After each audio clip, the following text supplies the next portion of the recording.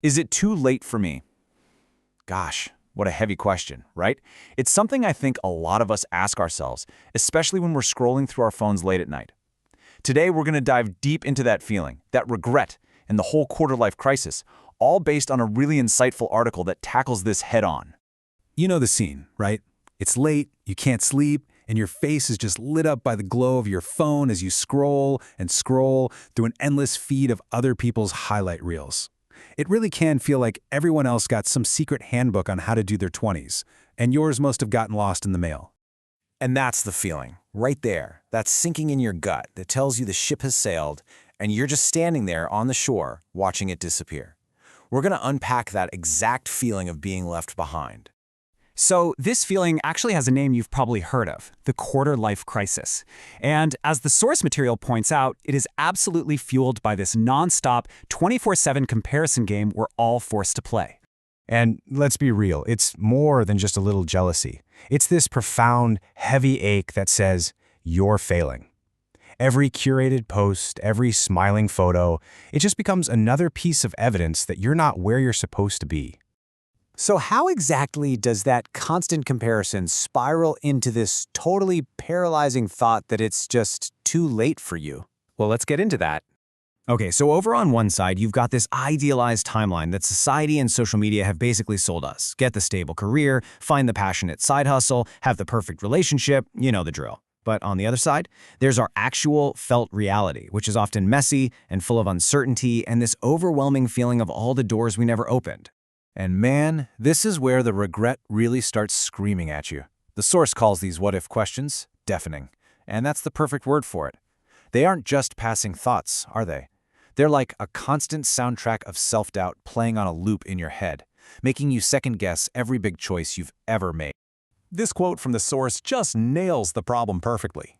We might know logically that the perfect life is a total myth, but that doesn't make the regret we feel any less painful. It can honestly feel like our story is already ruined before it's even really gotten started. So if that perfect timeline is a sham, then where are we supposed to find hope? Well, this is where the article suggests that maybe, just maybe, we've been looking in all the wrong places. Yeah, instead of turning to the latest self-help guru or another productivity podcast, the author looked backwards, way back in fact, to ancient wisdom.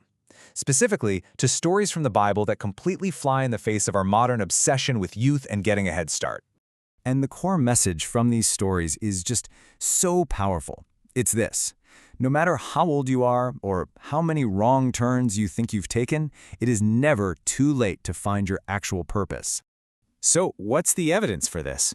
Well, the first example the source material gives is such a powerful counter-narrative to our culture's obsession with being young and successful. 80. Just let that number sink in for a second. According to the story, Moses was 80 years old when God essentially said, all right, your real life's mission? It's about to start now. At an age most of us would consider the finish line, his story was just getting started. And his resume? It was an absolute mess. We're talking a violent past, 40 years spent hiding out in the desert as a shepherd, he had a speech impediment, and was just consumed by self-doubt.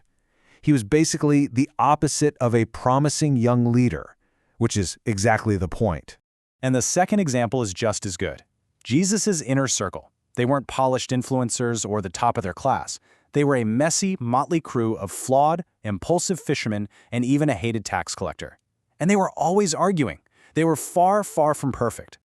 So this all leads to the most crucial point of all. What if our entire perspective on our own messiness is just wrong? This question is the absolute heart of the article's argument. What if your mess is part of the plan? It means, what if your mess is part of the plan? Just think about that. It reframes everything. It suggests that all your mistakes, your detours, your regrets, they aren't things that disqualify you. They're actually the raw material. You see, the source material is presenting a completely different reality. It's one where your past doesn't disqualify you. It describes a God who isn't looking for a perfect resume, but instead seems to specialize in taking the broken, overlooked pieces and creating something absolutely incredible. And that brings us to the final, and I think most empowering conclusion from this whole idea. So, let's ask that question one more time. The one that started this whole thing. After looking at all of this, is it really, truly too late for you? The answer from this perspective is a loud, resounding, absolute neat, which of course means absolutely not. And this is the final thought I want to leave you with. What if that horrible feeling of being behind isn't failure at all? What if it's just the quiet moment before your real story actually begins? It reframes everything. Your starting line isn't some point in the past that you missed. It can be right here, right now.